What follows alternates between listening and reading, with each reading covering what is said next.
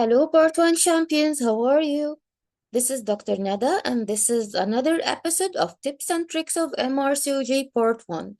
And this video is coming to you by EMRCOG online sessions. Have you ever seen pharmacology recalls? Aren't they the hardest?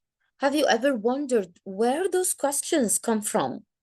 Actually, the reason why pharmacology is one of the trickiest modules in this exam is that most of candidates think that studying basic science textbooks is enough, while ignoring other very important study resources like Green Top guidelines, SIPs, TOG articles, FSRH guidelines for contraception, and those resources are focusing more on the clinical implications of the drugs, not just the pharmacokinetics.